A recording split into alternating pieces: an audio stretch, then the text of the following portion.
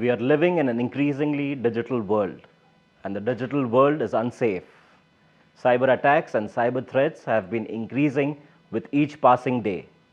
One company that has been making efforts to protect businesses from malicious actors and threats is Palo Alto Networks. Over the years, the company has transitioned from a network security provider to offering a platform covering almost all cybersecurity capabilities. Joining me today is Anil Valluri, Managing Director and Vice President, India and SAARC at Palo Alto Networks, as we discuss the cyber threat landscape and specifically talk about the IT/OT challenges that enterprises are facing. Welcome, Anil, to this conversation. Great to have you here. Welcome to Palo Alto Networks. Thank you. Thank you. Security, again, has been of great importance, a priority for enterprises.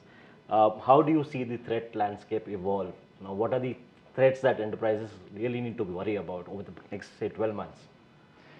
It's a very large canvas. Cybersecurity is right now on everybody's top of the mind, with boards, with execs, with the regulatory authorities, with the government. And it's been probably now the third largest GDP in terms of, you look at the threat market. Right. It's over $10 trillion. That is the level of activity that's going on the threat side, right?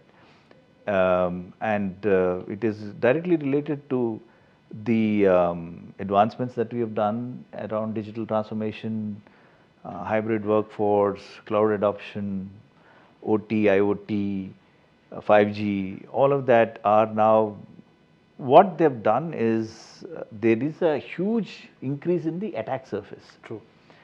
The more is the attack surface, more is the vulnerabilities. How much can you protect and prevent, right? There is something you will miss, and therefore you have the ability to enter and do lateral movements and all kinds of things. So it's a very big concern. People have gone through recently every threat, that attack that you have, it typically costs you over $4.5 million. The ransomware numbers for every ransomware demand, they've gone up into now multiple millions. India is, of course, one of the most targeted countries. State actors and the other networks that targeted India. In Asia Pacific itself, if you look at, India has moved from the third nation to the second most targeted nation. Right. And even in India, government infrastructure, financial institutions, all of them are big targets. And the attacks are, we have traditionally known denial of service and distributed denial of service and cyber phishing and malware and all kinds of things. Now it's evolved into the next generation of threats. They are attacking OT, IoT devices. They are the most least protected for various reasons. That's how they are architected, the devices. Absolutely. Their shelf life of maintenance shelf life versus the usage shelf life is very different. So if you have a ECG system, they continue to use it for 10 years, 15 years, versus the AMC and the upgrades on that would have ended in 3 years or 4 years time, right? Therefore, the level of preparedness on those devices from a cybersecurity standpoint is very, very low. Absolutely. And also gives you high vulnerability. Ransomware is evolved into a ransomware as a service now. Anybody with motivation is enough to go hire people to do ransomware attack on any targeted entity. The notion is that they got to be right only once. We got to be right every time. True. From a practitioner standpoint or a technology supplier standpoint, Palo Alto Networks is really dealing with a very large set of problems worldwide. And probably we have the world's largest repository of threat signatures and threat patterns. And that is used, the idea is you don't want the threat actors to use the existing attack to breach you. Right. We want to protect against all known threats. Therefore, forcing them to develop a new one, Right. which costs money, which costs effort, which costs time. Right. The moment they are able to get away with existing attacks, right? Existing, the ones that they've already developed, it's better ROI for them, right? So the idea is make sure that you prevent all known threats and guard against something which is new, and that could be based on a lot of use of AI, ML capabilities, predict, understand, and figure out behaviors, anomalies, and all of that stuff. So it's a large problem to solve.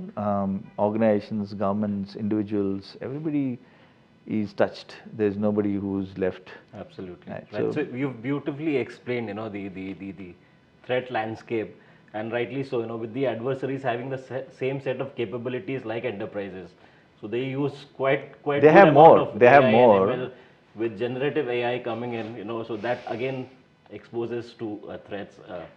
Yes. Generative AI has enabled the threat actors to behave like somebody who's known or something which is understood, so they can mimic a lot of these things. And not just generative AI, but even the what do you call the deep AI, deep ML. They are able to mimic voices, mimic behaviors, mimic videos, all kinds of things. So Yes. there's a huge potential for that side to go and exploit.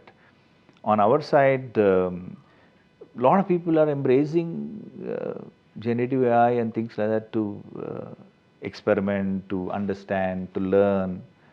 What that does is generative AI is typically in the public domain. Right. Yes. If you are doing things for your company, you are actually exposing your company's data in the public domain. True. So we are, Palo Alto is looking at how do you, so you can't protect, you can't stop people from using generative AI, ChatGPT for example, or something else. You need to put the guardrails in a way that you are not exporting your critical corporate data outside into the public domain. The other one is there's a lot of Me Too sites who have come as front ends for these generative AI sites. And you go and sign up and you think you're signing up for another service. And there are a lot of spurious code there and a lot of things that they can do. So that itself, advancement of science, advancement of technology is one. And then also the threats are going hand in hand in terms of potential that you are exposed to.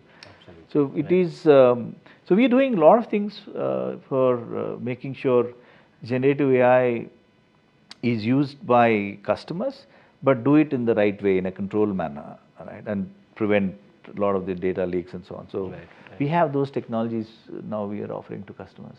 Right, Anil, in your opening remarks, you touched upon the information technology and operation technology integration, and we have seen a lot of that, gain momentum over the last few years. And with that, there are, increased attacks as well. Yes. And they have always been soft targets for hackers. How do you protect this? It is, going back to basics, right? If you look at the nature of the OT devices, they are devised, they are created for a functional outcome. Right. They are not designed to be a full-fledged standalone device with security protection and all that. It expects that you protect it behind. So they are function designed, right? So when you do sensors, when you do cars, when you do healthcare devices, when you do video cameras, when you do shop floor automation, all of that are not necessarily, they're not layered with cybersecurity protection. So the idea is to make sure that we segment the networks. You're not putting them onto the corporate network. Right. What happens, there is a lot of, once you enter through a device, if you crack the video camera, and then you have a lateral movement and you can get into your data center. Right. So to prevent any of these lateral movements, you create a contained environment where you are segmenting the whole network and the architecture and that is, you can't go beyond that, right? And therefore, segmentation is one. The other one is, of course, constantly looking at patterns of what the data stream is. Is it out of the normal? Is it an anomalous behavior? Is it doing something which is not normally done? Right. Those are the ones that you are now looking for patterns on the data streams that come out of the OT devices. The other one is that we cannot take these OT devices for granted and run them beyond serviceable life. Right. Either you get That's a major issue. either you get the vendor to support you for a longer period of time, or you retire them and get on to the next version. Just because it is doing the work that you want, right?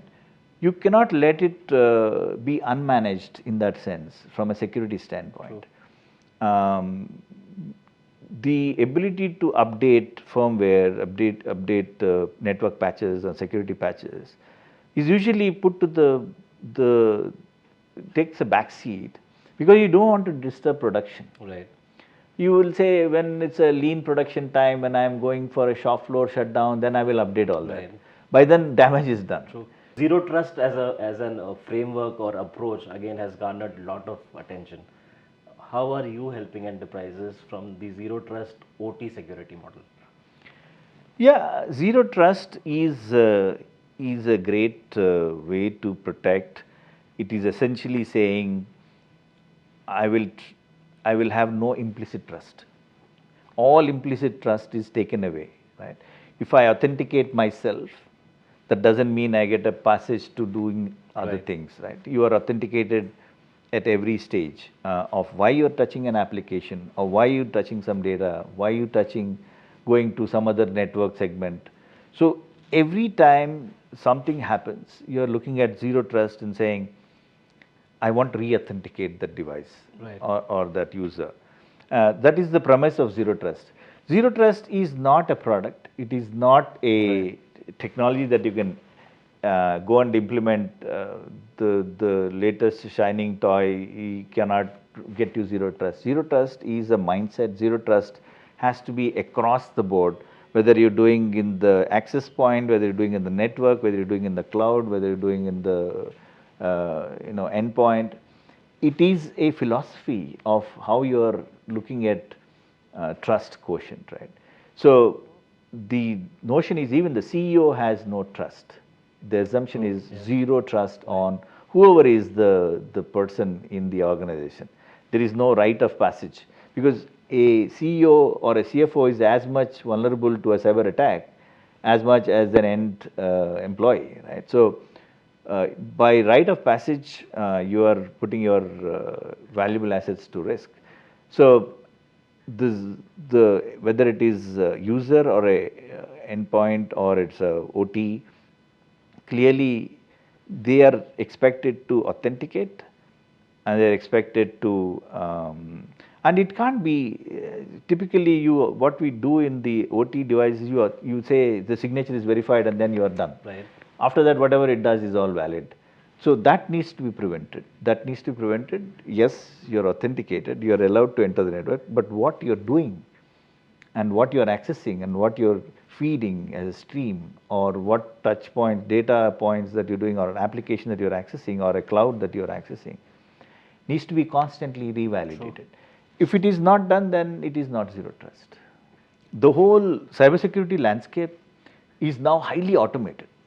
The attackers, the actors are all, they're leveraging the best and the greatest of technologies that are available. Unlimited compute power, AI/ML capabilities, the tools, what have you, the best of cutting edge is available at their disposal. So when they are using all of the technologies to orchestrate the attacks, we can't be sitting around with ancient or vintage stuff and say, I will protect it with on a basis of need or a security operator looking at it and an alert coming up and then I will address the alert. You will simply get overwhelmed, right, by the number of threats that will come in. So the only way to counter is using lots of automation, lots of AI/ML capabilities, lots of SOC automation, right? If you have a security operations center being manned by 1,000 people and you think you can scale, because now the threats are happening in millions and billions of threats per day, there's no way you can 1,000 people, analysts can scale. So the whole model is turned around upside down and saying, let's do automation.